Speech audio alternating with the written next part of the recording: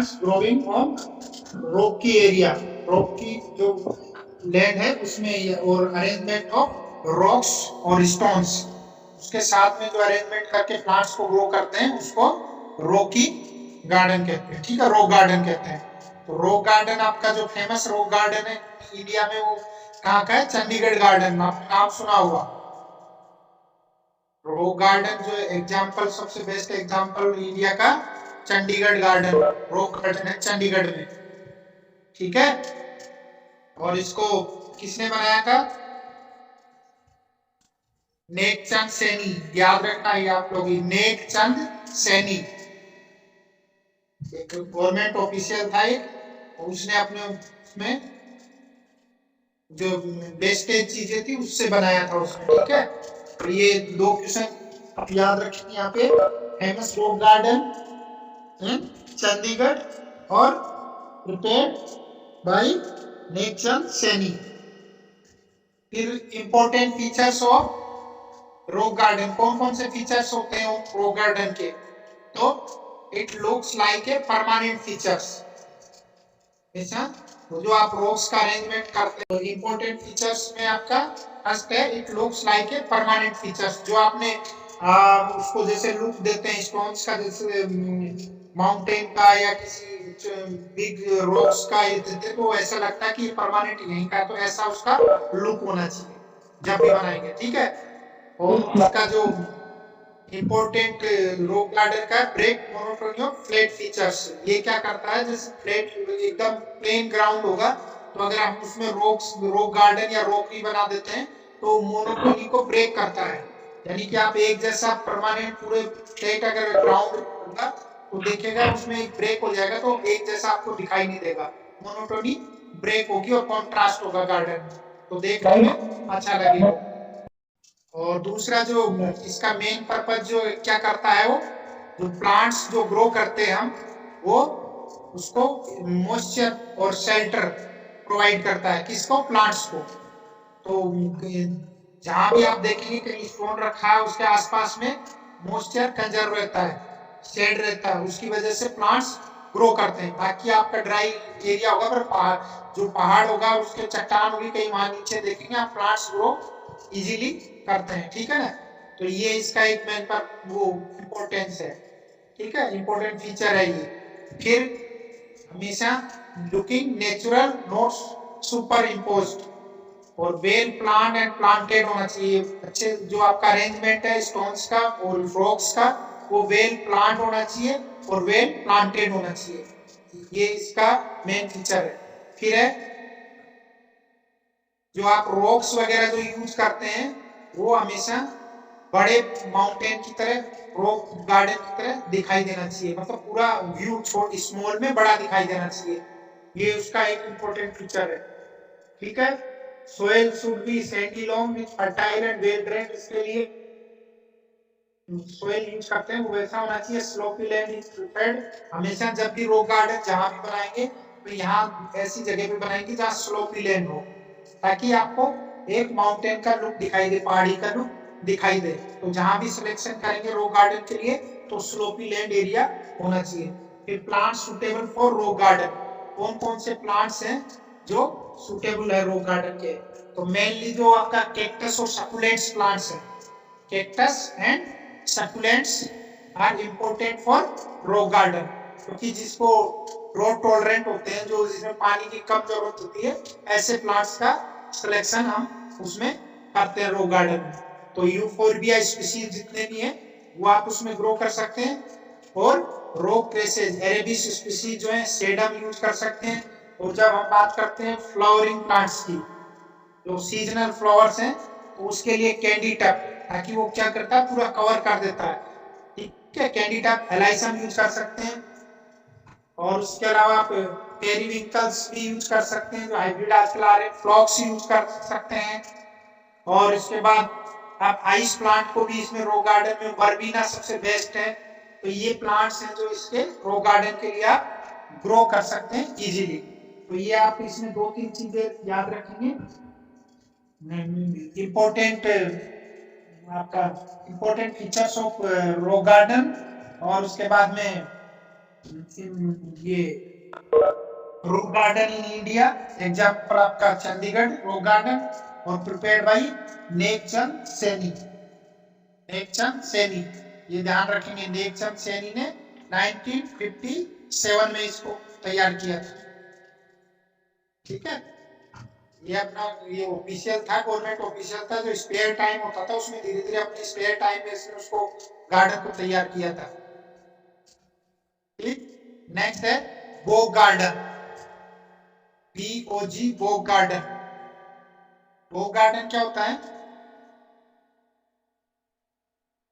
जहां पे हमेशा जो मॉइस्ट एरिया होता है उस जगह को गार्डन डेवलप करते हैं, मतलब मॉइस्ट एरिया हो पर वाटर लॉक कंडीशन नहीं हो, तो ऐसी जगह पर हम उसको क्रिएट करते हैं बोग गार्डन को, और उसमें जो मॉइस्चर लविंग प्लांट्स हैं उसको ग्रो करते हैं। ठीक है ना, तो ये जो है आपका बोग गार्डन से, बोग गार्डन को प्रिपेयर करते हैं वहां पे, और वहां पे आपका एग्जिस्टिंग ड्रेनेज जहाँ पे हो ऐसी जगह पे नहीं करना, उसको मतलब वाटर स्टेगनेशन नहीं होना चाहिए इस वो गार्डन में। ठीक है,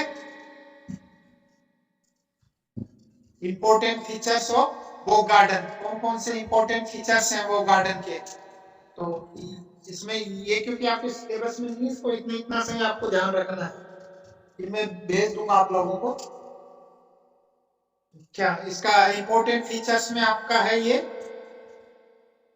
जहाँ पे आपका कोई बड़े गार्डन जो होते हैं जहां से वाटर लीक करता है, ऐसी जगह पे हम इसको प्रिपेयर कर सकते हैं। मान लीजिए कहीं बड़ा पोंड है, तालाब है, और उसके लो लेइंग एरिया में कहीं पे हल्का सा मॉइस्चर रहता है, ऐसी जगह पे हम उसको क्रिएट कर सकते हैं, किसको? बोग गार्डन को। ठीक है, और दूसरा आपका जो है, इसके लिए जो ज्यादातर प्लांट्स जो है विंटर सीजन में ग्रो करते हैं, वो सुटेबल टाइम होता है उसके लिए वो गार्डन तैयार करने के। और ये जो काम करता है वो गार्डन, क्या काम करता है? जो आपका वाटर गार्डन है, वाटर गार्डन है और बाकी जो दूसरा पार्ट है उसको लिंक करता है आपस में दोनों को, यानी बीच में जैसे आपका वाटर गार्डन है, उसके बाद जो सीपेज होता है, वाटर लॉगिंग होती है, वाटर जो सीपेज करके बाहर आता मॉइस्चर, उसमें उसको तैयार करते हैं, तो ये दोनों को लिंक करता है, मिक्सअप करता है, वाटर गार्डन और बाकी पार्ट ऑफ गार्डन, दूसरा जो पार्ट है गार्डन का उसको। ठीक है,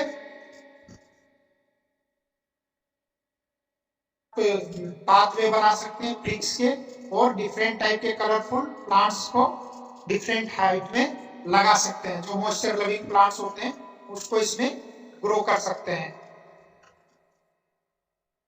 और हमेशा जो ये छोटा एरिया, स्मॉल एरिया जो होता है, वो इसके लिए सुटेबल होता है वो गार्डन के लिए, तो वो क्या होता है, इजीली उसको आप मेंटेन कर सकते हैं।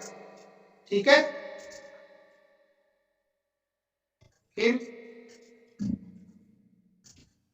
Looks great in late summer, जो आपका गर्मी के समय में ये जो आपका गार्डन है वो गार्डन ये सबसे ज्यादा अट्रैक्टिव दिखता है।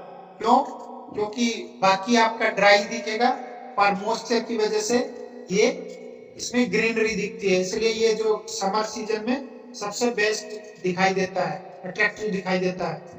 ठीक है, अट्रैक्टिव टू वाइल्ड लाइफ को अट्रैक्ट करता है ये वो गार्डन जो है, और associate web with water features, water features के साथ मैंने आपको बोला लिंक का काम करता है वो पहले भी, और फिर सुटेबिलिटी फॉर वो गार्डन। ठीक है, तो स्मॉल एरिया मैंने आपको पहले ही बता दिया, स्मॉल एरिया होना चाहिए इसके लिए।